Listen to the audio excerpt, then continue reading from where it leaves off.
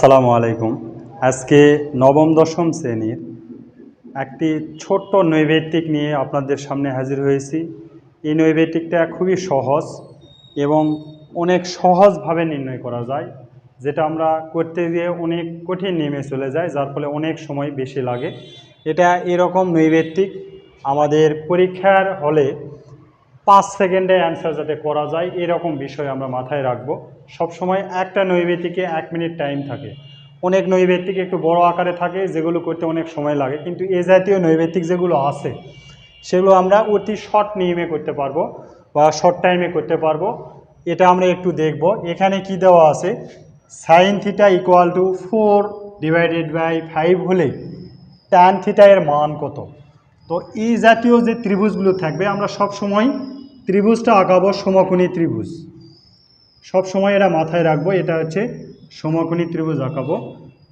এই যে এখানে যে একটা চিহ্ন থাকবে এটার অর্থ হচ্ছে এটা সমকোণী মান, এটার মান হচ্ছে 90 ডিগ্রি। এই 90 ডিগ্রির বিপরীত কোণ আমরা থিটা ধরতে পারবো। এই কোণ ধরলেও হবে, এই কোণ ধরলেও হবে। তো এখানে আমরা এ বি আর সি যদি আমরা ধরি, সাইন থিটা সমান আমরা কি জানি, লম্ব ডিভাইডেড বাই অতিভুজ।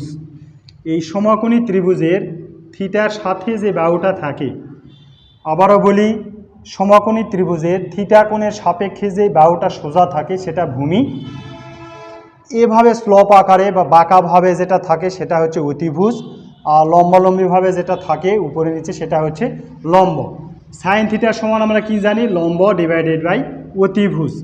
এখন আমার চাচ্ছে কি ট্যান থিটা, ট্যান থিটার সমান আমরা কি জানি, লম্ব ডিভাইডেড বাই ভূমি। তো লম্ব এখানে আছে, ভূমি আমাদের কি এখানে মান দেওয়া নাই, এ কারণে আমাদের কি করতে হবে, ভূমির মানটা বের করে নিতে হবে। তো এখানে আমরা একটু দেখি ভূমির মানটা আমরা কিভাবে বের করব। পিথাগোরাসের উপপাদ্য অনুসারে আমরা কি জানি, লম্ব স্কোয়ার অতিভুজ স্কোয়ার সমান লম্ব স্কোয়ার প্লাস কি ভূমি স্কোয়ার। তো এখানে অতিভুজ হচ্ছে এসি, তার উপরে স্কোয়ার, লম্ব হচ্ছে এবি, তার উপরে স্কোয়ার, তারপরে কি আছে ভূমি, তাহলে হচ্ছে বিসি, তার উপরে স্কোয়ার। তো এখানে বিসিটা যদি আমরা পার করে নিয়ে আসি, বিসি স্কোয়ার সমান কি AC square minus AB square.